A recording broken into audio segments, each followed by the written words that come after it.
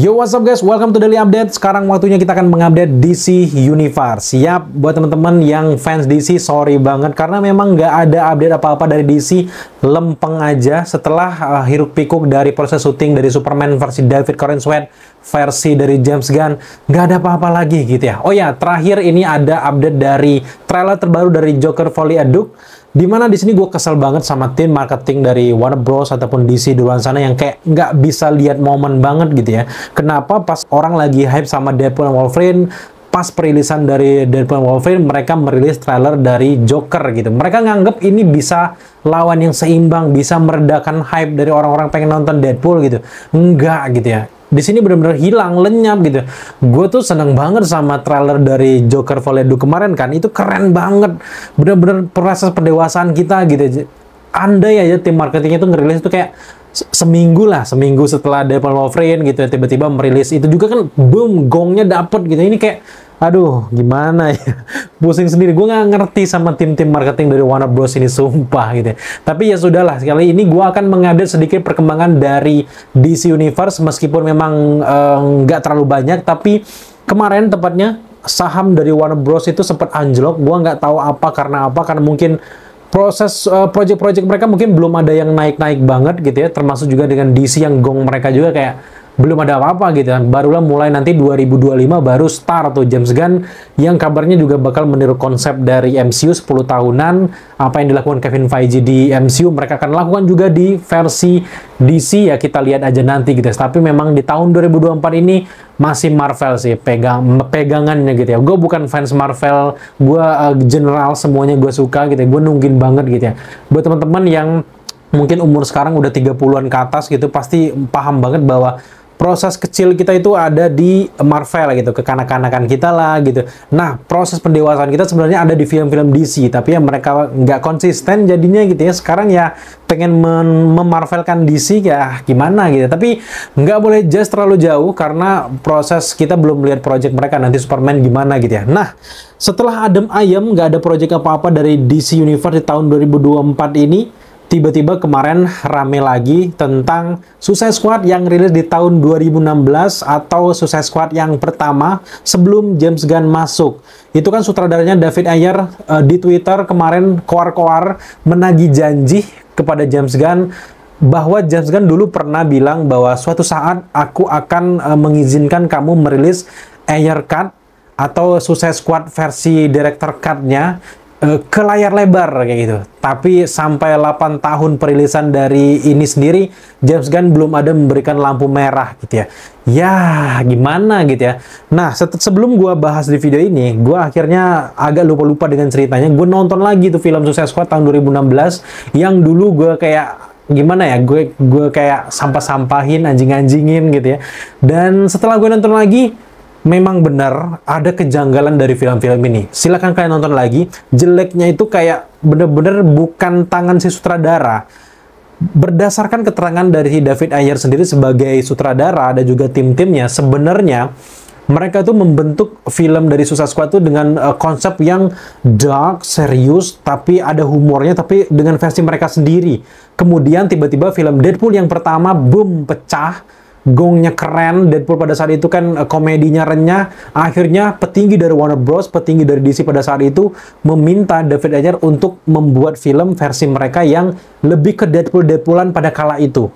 Akhirnya David Ayer ini nggak banyak ikut campur lagi dengan karyanya, sehingga yang ngedit itu sendiri, ini gisik sendiri. Jadi kayak penyesalan luar biasa dari seorang David Ayer, dan dia mengatakan bahwa ini juga mempertaruhkan posisinya sebagai sutradara. Jadi sampai detik ini makanya si David Ayer terus memperjuangkan untuk penonton bisa ngelihat karya asli realnya dia, yang rekaman-rekamannya itu footage-nya udah ada di gudang-gudangnya si Warner Bros. Itu tinggal si Warner Bros. Ataupun James Gunn mengizinkan aja lagi, dia akan edit lagi.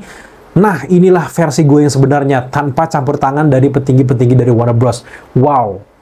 Gue nonton kemarin memang sempet ya ekantrisnya memang kayak aduh, ini bener-bener finalnya meh banget. Padahal dari awal ceritanya udah keren banget. Jujur, konsep dari Joker, Harley Quinn, dan bagaimana awal-awal cerita gue lebih suka di versi 2016 ketimbang versi James Gunn. Tapi versi James Gunn memang nggak bisa dianggap remeh. Ada sisi-sisi menarik lainnya, terutama dari CGI, dari keseruannya yang lebih ke Marvel lah gitu. Tapi di Suicide Squad yang pertama, gue akui setelah gue nonton lagi, gue enjoy banget nontonnya. Apalagi dulu kan momennya kayak Superman udah ninggal, kita nggak tahu nasib Superman, itu gue merasakan lagi hype-nya. Jadi gue adalah salah satu orang yang akhirnya setelah nonton kemarin, gue adalah salah satu yang ikut serta mendukung director cut dari Suicide Squad tahun 2016. Iya, memang banyak teman-teman yang bilang, udahlah bang, lupakan yang udah sampah, udah masa lalu, lupakan. Mari kita fokus sama versi James Gunn aja. Nah, ini nggak usah gangguin universe James Gunn sebenarnya. Mereka juga walaupun nggak dikasih gong untuk ke layar lebar, sebenarnya James Gunn tuh bisa aja mengizinkan mereka rilis di versi Max, versi aplikasi dari Warner Bros. Iya, apa salahnya? Sama kayak Zack Snyder kan, dibuat kayak universe yang terpisah. Toh, kayak The Flash dan yang lainnya juga dibuat terpisah kan sama James Gunn. Bahkan kehadiran dari Bruce Wayne di film Aquaman The Last Kingdom pun dihilangkan aja gitu kan. Ya, gimana lagi? Menurut gue, James Gunn sih harus cepet-cepet sebelum ini viral lagi gitu. Silakan izinkan David Ayer ini untuk menggarap lagi, kita bisa nonton. Kita nonton sebenarnya, kita kasih kesempatan lah gitu ya.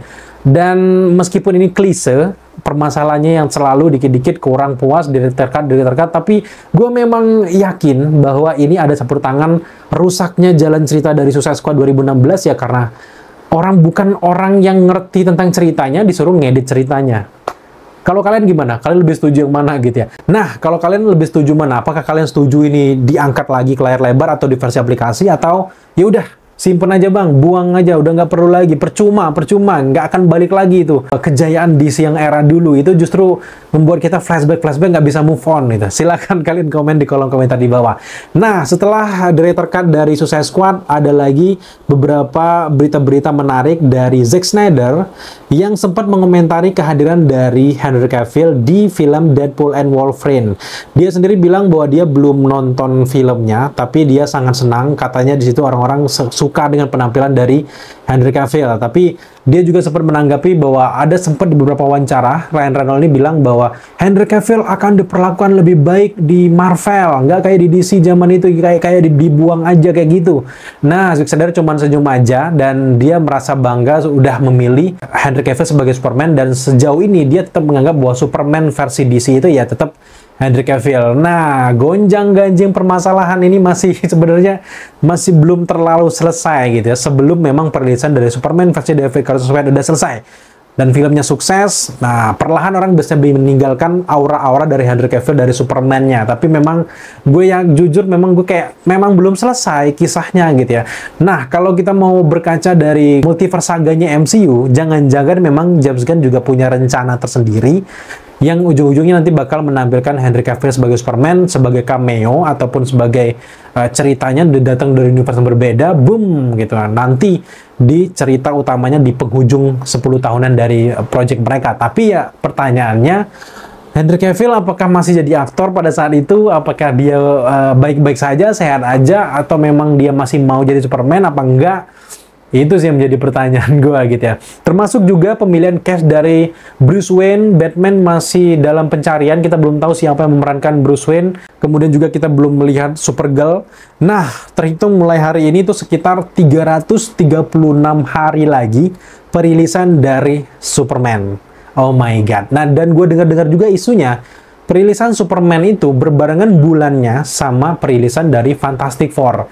Ini keren banget. Gue tuh jujur salah satu orang yang suka banget ngeliatin pesawar yang kayak orang bertarung, fans DC, Marvel yang bertarung, kerenan DC, kerenan Marvel, fan service doang, bla bla bla bla, itu gue seneng. Tapi sekarang sejak COVID tuh bener-bener hening, project-project dari DC tuh udah hilang semua, jadi kayak kangen aja gitu ya, ribut-ribut kayak gitu. Nah, sebenarnya di tahun 2024 ini bukan nggak ada project dari DC, ada, yaitu Joker Folie à Deux, tapi memang ini kan diceritakan di universe yang berbeda. Kita nggak bisa nganggep ini DC yang sesungguhnya, 50% DC lah gitu ya. Keren banget trailernya, itu serem, gue tetap merinding, apalagi Joker, Joaquin Phoenix-nya ketawa, masih keren, Lady Gaga pun sebagai Harley Quinn juga keren.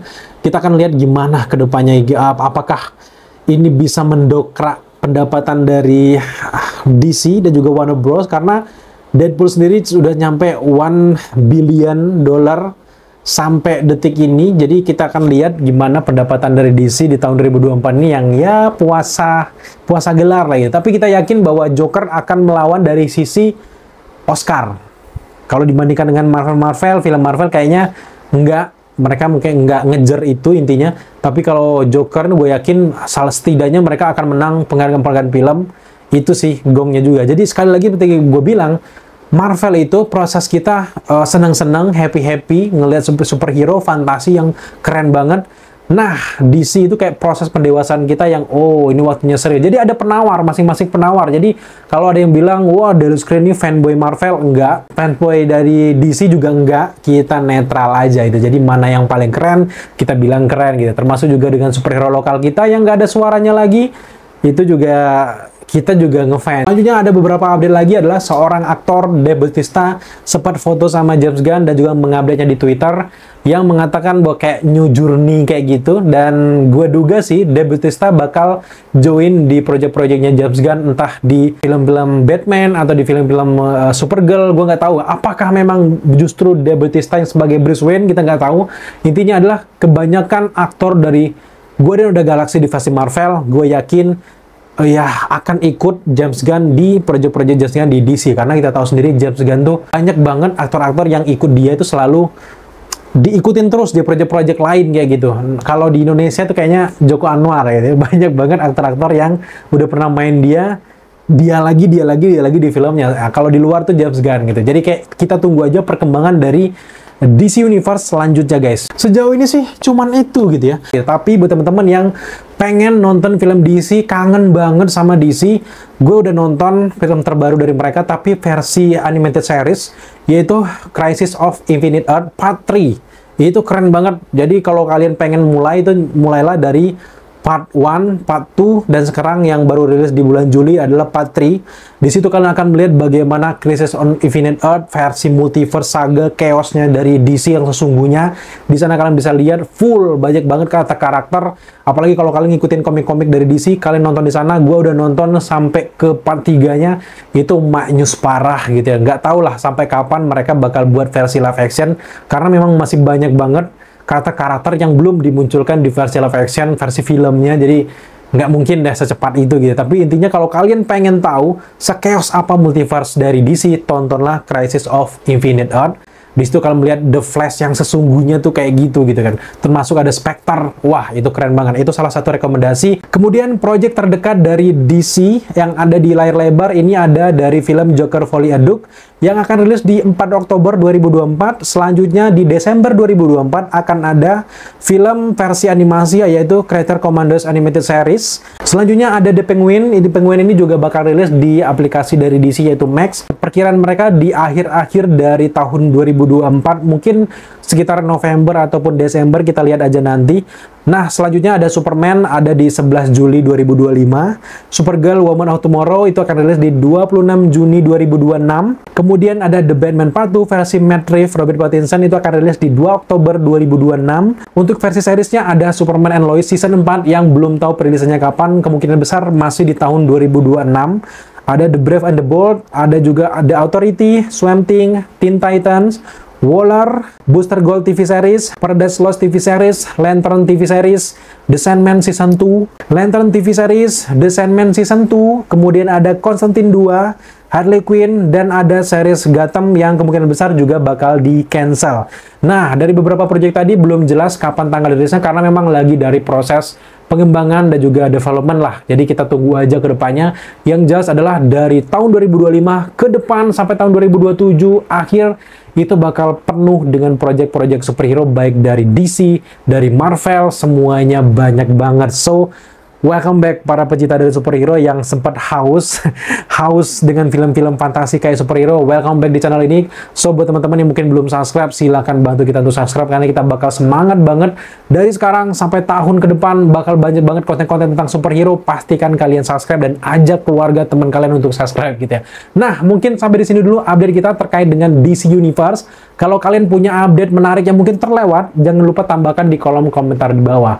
Thank you teman-teman dan selamat beraktivitas kembali.